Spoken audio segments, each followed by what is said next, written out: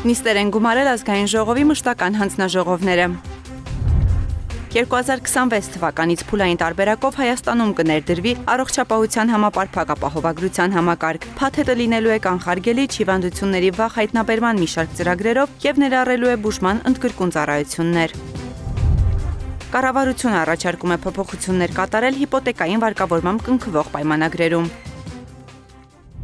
Այս շաբաթ նիստեր գումարեցին ազգային ժողովի մշտական հանձնաժողովները, օրենսդիրն ու գործադիրը մշակել են օրենսդրական նախաձեռնություններ, որոնք միտված են բարելավելու երկրի ֆինանսավարկային, տնտեսական, առողջապահական, կրթության, գիտության եւ այլ ոլորտները։ Ֆինանսավարկային եւ բյուջետային հարցերի մշտական հանձնաժողովում քննարկվեց ոլորտային գերատեսչության կողմից մշակված պետական պարտքի մասին օրենքում փոփոխություն կատարելու մասին եւ կից ներկայացված օրենքների նախագծերի փաթեթը։ Արժույթի միջազգային հիմնադրամի հետ վերլուծություններ կատարելիս պարզվել է, որ Հայաստանում կենտրոնական բանկի արտաքին պարտքը եւ երաշխիքները հաշվառվում են որպես պետական պարտք, իսկ համայնքային պարտքը որպես պետական համախմբված պարտք ներկայացված չէ, ինչը հակասում է ոչ միայն միջազգայինորեն սահմանված չափանիշներին, այլև Արժույթի միջազգային հիմնադրամի հետ եղած պայմանավորվածություններին։ Ամրագրում ենք, որ պետական արտարժույթային պարտատոմսերի թողարկման հստակ լիազորություն ֆինանսների նախարարության համար կանոն է սահմանվում, որ եթե պետական պարտքը ավել է լինում, քան հնայի 60%-ը, ապա պայմանական պարտավորություն կամ երաշխիք ներգրավելու համար պետության վրա դրվում է մորատորիում, բացառությամբ այն դեպքերի, երբ որ դա արդեն բյուջետային համապատասխան օրենքում ներառված է լինում, այսինքն ամեն անգամ, երբ որ 60%-ով պարտքը ավել է լինում, մենք պետք է գանք ազգային ժողովից թույլտվություն խնդրենք, ինչի է այդպես արվել, ինչի ամբողջական մորատորիում դրված չի, որտեղ հնարավոր են դեպքեր, երբ որ պարտքը 60%-ից ավել է, բայց օրինակ պայմանական պարտավորություն է անհրաժեշտ վերցնել կամ երաշխիք թողարկել, որի համար անհրաժեշտ է արդեն ազգային ժողովին ներգրավել եւ ֆիքսել, որ սա իսկապես երկրի համար կարևոր ծրագիր է։ Հանձնաժողովում քննարկված մեկ այլ նախագծով արդեն առաջարկվում է վավերացնել Հայաստանի Հանրապետության եւ Գերմանիայի Դաշնային Հանրապետության կառավարությունների միջև 2023 թվականի ֆինանսական համագործակցության մասին համաձայնագիրը, համաձայն որի Գերմանիան մեր երկրին որպես տեխնիկական եւ ֆինանսական աջակցություն կտրամադրի ընդհանուր առմամբ 84.6 միլիոն եվրոյի դրամաշնոր ու վարկ, առաջին փուլի համար 0.88 եւ երկրորդի համար 0.89%-ներով։ Հատկացումներով իրականացվելիք ծրագրերը ներկայացրեց էկոնոմիկայի նախարարը։ Մեծ շեշտադրում ենք դնելու կուտակիչ կայանների վրա, եթե կուտակիչ կայան գումարած արևային պանելը այս համակարգն է աշխատելու, արդեն այդ կոմպոնենտի վրա ենք մեծ ուշադրություն դարձնելու, շատ կարևոր դերակատարում է այստեղ ստանալու երկրորդ կոմպոնենտը էներգոարդյունավետ ծրագրերի համար ՓՄԶ-ներին տրամադրվող վարկերը, որոնք որ էներգախնայող լուծումներ են փորձելու գտնեն արտադրությունների մեջ։ Գումարը գերատեսչության ղեկավարի խոսքով մասնավոր ընկերություններին հասանելի կդառնա գրավիչ տոկոսադրույքով։ Հանձնաժողովը նախագծերին տվեց դրական եզրակացություն։ Քննարկվեց նաև կենտրոնական բանկի խորհրդի անդամի թեկնածուի ընտրության հարցը, քաղաքացիական պայմանագիր խմբակցությունն առաջադրել էր Արմեն Քթոյանի թեկնածությունը։ Ելույթում թեկնածուն խոսեց դրամավարկային քաղաքականության օրակարգային խնդիրների, ֆինանսական բանկային համակարգի կայունության մասին, ներկայացնելով առաջացած հարցերի լուծման իր տեսլականը։ Քվեարկությամբ հանձնաժողովը Հայաստանի Հանրապետության կենտրոնական բանկի խորհրդի անդամի պաշտոնում ազգային ժողովին առաջարկեց Արմեն Քթոյանի թեկնածությունը։ Առողջապահության հարցերի մշտական հանձնաժողովում քննարկվեց մարդու վերարտադրողական առողջության եւ վերարտադրողական իրավունքների մասին օրենքում առաջարկվող փոփոխությունները։ Նախագծով առողջապահության նախարարությունն առաջարկում է երեխա ունենալու համար օժանդակ տեխնոլոգիաներից օգտվելու տարիքային շեմի սահմանափակումը վերացնել, դա սահմանադրական դատարանի պահանջն է, քանի որ նորմը հակասում է սահմանադրության 31-րդ հոդվածի առաջին մասին։ Կառավարությունը կարձագանքի այն հնարավոր ռիսկերին, որոնք կարող է առաջանան մեծ տարիքում երեխա ունենալու հետևանքով, հետաքրքրվեց Արմենուհի Գյուրեղյանը։ Քանի որ սահմանադրական դատարանի որոշումները պետք է սա անեն երամսյա ժամկետում, սա մենք կատարում ենք, իհարկե մենք մտածում ենք այնպիսի սահմանափակումների մասին, ոչ տարիքայինի հետ կապված, որպեսզի հաշվի առնենք եւ ապագա ծնողի առողջական վիճակը եւ այլն, որը մոտակայքում մոտ ժամանակներս մենք դա կնախաձեռնենք եւ քննարկենք միասին եւ ինչ-որ փոփոխություն կանենք։ Փոխնախարարը տեղեկացրեց նաեւ, որ նման ծառայություններից օգտվողների տարիքային սահմանափակման վերացման պատճառով բյուջեի վրա հավելյալ ծանրաբեռնվածություն չի առաջանա, իսկ թե ում է վերաբերում տարիքային սահմանափակումը, հետաքրքրվեց Վանիկ Օհանյանը։ Խոսքը վերաբերում է փոխնակ-մոր տարիքային սահմանափակմանը դիմողի։ Ոչ, այստեղ դիմողի չէ, այստեղ խոսքը վերաբերվում է զույգին, ով որ կարող է դոնոր եւ փոխնակ մորով երեխա ունենալ։ Առաջ մենք սահմանափակում ունեինք, հիմա այդ տարիքային շեմը հանվել է, որտեղ մեր առավելագույն տարիքը 55-ն էր, եթե ինքը կինը պետք է կրեր հղիությունը 53։ Քննարկման արդյունքում հանձնաժողովը նախագծին տվեց դրական եզրակացություն։ Գործադիրն առաջարկում է փոփոխություններ կատարել գույքի նկատմամբ իրավունքների պետական գրանցման մասին օրենքում ու ստեղծել անշարժ գույքի նկատմամբ իրավունքների արդյունավետ, կայուն, իրավահեն եւ նորարար գրանցման համակարգ։ Փոփոխությամբ կադաստրի կոմիտեն հնարավորություն է տալիս անշարժ գույք ունեցող յուրաքանչյուր քաղաքացու մուտք գործելով էլեկտրոնային համակարգ եւ նույնականացվելով ESM համակարգի միջոցով մտնել իր անձնական գրասենյակ ու էլեկտրոնային թվային ստորագրությամբ ստորագրել իրեն հասանելի պայմանագրերը, ինչպես նաև մուտքագրել գնորդին վերաբերող տեղեկատվությունը, ինչի արդյունքում գնորդը եւս կկարողանա կատարել անհրաժեշտ գործողությունը։ Հետո այս պայմանագիրը էլեկտրոնային համակարգով մուտք է լինելու կադաստրի կոմիտե տեղեկատվական շտեմարան որպես դիմում եւ գրանցվելու է համապատասխանաբար ինքնաշխատ եղանակով առանց ռեգիստրի մասնակցության, այսինքն էլեկտրոնային համակարգը ինքն է կատարելու իրավունքի պետական գրանցումը եւ գեներացնելու պայմանագիր։ Կադաստրի կոմիտեի ղեկավարի խոսքով այսպիսով կկրճատվեն գործարքների իրականացման համար պահանջվող ծախսերն ու ժամանակը։ Փոփոխությունները կգործարկվեն 1.5 տարի պիլոտային ժամանակահատվածով էլեկտրոնային համակարգերը թեստավորելու համար։ Այս թվային գործիքակազմը աշխատացնելու համար, որը բնականաբար եւ քաղաքացիների համար է ավելի հարմար եւ կադաստրի կոմիտեի գործն է թեթևացնում, ճիշտ եմ հասկանում, որ ESM համակարգով նույնականացման համար պիտի մարդը կամ ID քարտ ունենա կամ eSIM պիտի ունենա։ Այո, ESM համակարգը այսօր գործում է այդ մեթոդաբանությամբ կամ ID քարտ կամ eSIM քարտ, որով ինքը կարողանում է համապատասխանաբար թվային ստորագրություն դնել։ Մենք արդեն իսկ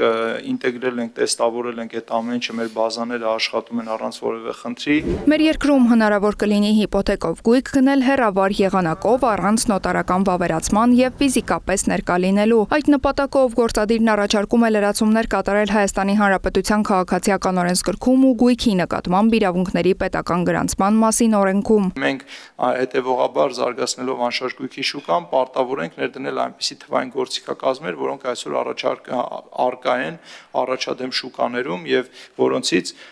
ներդրողները բավականաչափ հաճախ օգտվում են։ Փոփոխությունները վերաբերում են այն եռակողմ պայմանագրերին, որոնց կողմերն են բանկը կամ վարկ տրամադրող կազմակերպությունը, գնորդն ու վաճառողը։ Բանկն արդեն որպես հիփոթեկային վարկ տրամադրող կներկայացնի պայմանագիրը կադաստրի կոմիտե էլեկտրոնային եղանակով։ Միևնույն ժամանակ մենք թողել ենք այդ հնարավորությունը, որ քաղաքացին իր ընտրությամբ կարող է օգտվել պայմանագրի կնքման այս եղանակից կամ համապատասխանաբար նոտարական վավերացման եղանակով։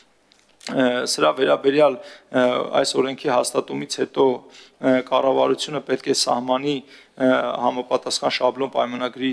ձևանմուշ, որը հիմք կդառնա արդեն բանկերի, վարկատուների, վարկառուների, գնորդների եւ վաճառողների միջև պայմանագրի կնքման համար։ Ինչպիսին է նոտարների դիրքորոշումը փոփոխությունների վերաբերյալ, հետաքրքրվեց հանձնաժողովի փոխնախագահը։ Ես հիմա կդժվարանամ բոլորի կարծիքը ասել, որովհետեւ միգուցե լինեն մարդիկ, ովքեր թվային օրակարգի ներդրմամբ, այս գործիքակազմի ներդրմամբ ամբողջությամբ ընդունեն, որ սա մեծ ազդեցություն կարող է ունենալ, եթե լավ գովազդվի եւ այս մեթոդաբանությունը եթե սկսվի կիրառվել արտասահմանից որոշակի ֆինանսական միջոցների ներգրավման Հայաստանի Հանրապետության անշարժ գույքի ոլորտ, բայց կարող են լինել եւ մասնագետներ, ովքեր նոտարներ, որոնք որ օրինակ դեմ արտահայտեն, որտեղ մենք հասկանում ենք, սա հնարավոր է, որ հենց այն առաջնային շուկայում գնման պայմանագրերի ծավալը նոտարների մոտ որոշակի առումով նվազեցնի։ Քննարկումների արդյունքում հանձնաժողովը նախագծերին տվեց դրական եզրակացություն։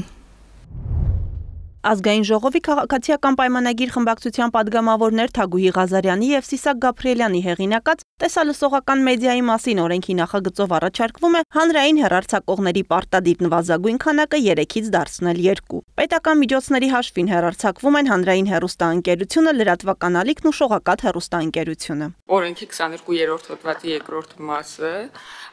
շարադրել հետևյալ կերպ հանրային հեռարձակողների թիվը չի կարող պակաս լինել 2-ից։ Այս պահին գործողում այս 2 բառի փոխարեն 3-ն է, մենք առաջարկում ենք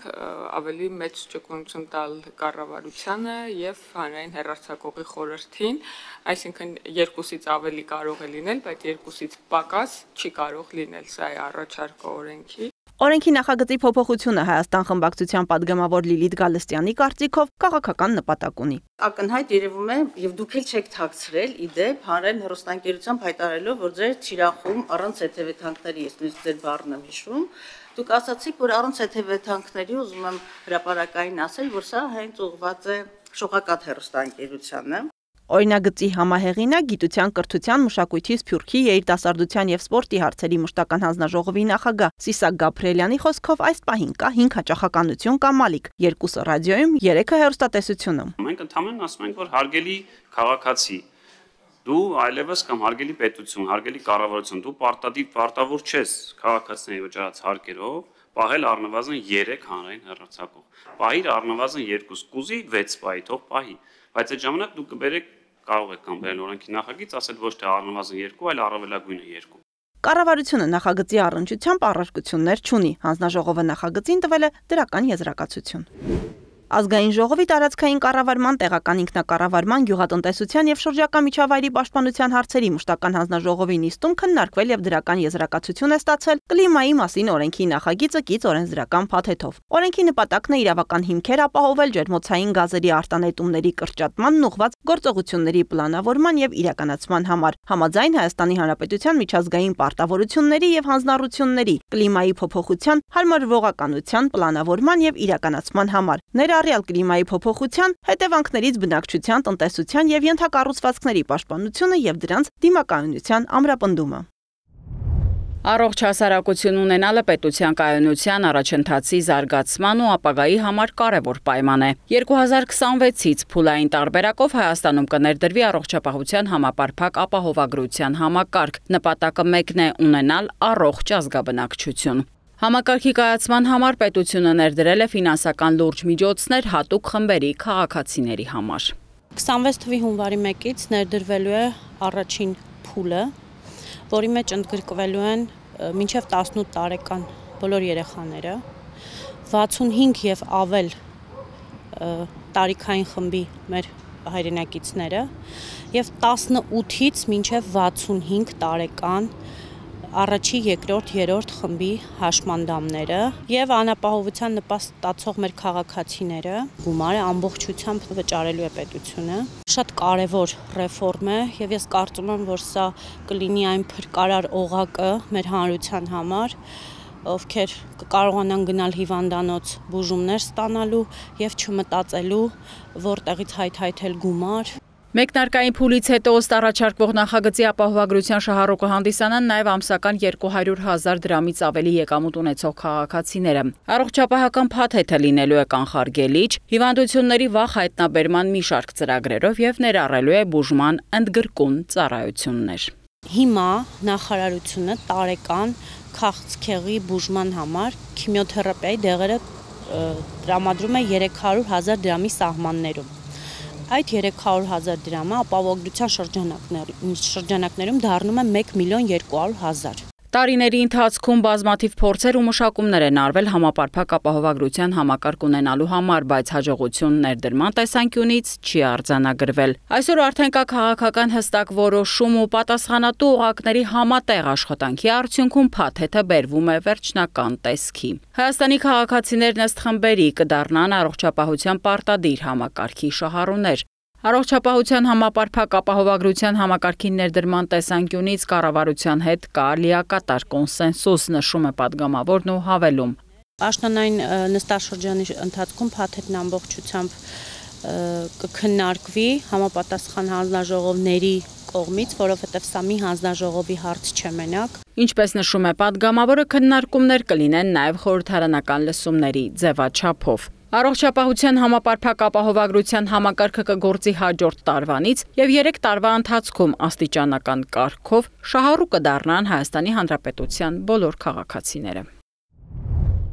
Կենդանիների նկատմամբ պատասխանատու վերաբերմունքի մասին եւ հարակից օրենքների նախագծերի փաթեթի շուրջ հանրային քննարկում էին նախաձեռնել օրենսդրական նախաձեռնության հեղինակներ քաղաքացիական պայմանագիր խմբակցության падգամավորներ Մերի Գալստյանը եւ Արուսյակ Մանավազյանը։ Օրենքի ընդունումը կենդանիների պաշտպանության ոլորտի իրավական եւ ինստիտուցիոնալ կարգավորման առաջին քայլն է, որը կիրարկման ընթացքում կկատարելագործվի։ Հեղինակների խոսքով ակնկալվում է, որ օրենքի պատշաճ կիրարկման արդյունքում նվազագույնի կհասցվի կենդանիների նկատմամբ դաժան վերաբերմունքը, ինչպես նաեւ կբարձրանա իրավապահ մարմինների կողմից գործերի քննության արդյունավետությունը։ Օրենսդրական փաթեթով համալիր կարգավորվում է տնային եւ թափառող կենդանիների հետ կապված իրավահարաբերությունների ամբողջ շրջանակը։ Ոլորտում գործող հասարակական կազմակերպությունները ներկայացրել են իրենց կարծիքներն ու դիտարկումներն օրենսդրական նախաձեռնության վերաբերյալ, նշելով այն կետերը, որոնք անհրաժեշտ է փոփոխել։ Քննարկվել են ոլորտի մի շարք հրատապ խնդիրներ, որոնք համակարգային լուծման անհրաժեշտություն ունեն։ Մասնակիցները նաեւ հայտնել են պատրաստակամություն ապագայում ավելի սերտ համագործակցելու ոլորտի բարելավման նպատակով։ Հեղինակների խոսքով ստեղծվելու է բազմաշահառու հանձնաժողով, որը կկանոնակարգի ոլորտի պատասխանատուների եւ հասարակական կազմակերպությունների մասնակցությամբ կանոնավոր հանդիպումների եւ աշխատանքների իրականացումը։ Օրենսդրական նախաձեռնության հեղինակները կդիտարկեն առաջարկված փոփոխությունները նախագծերում ներառելու հարցը։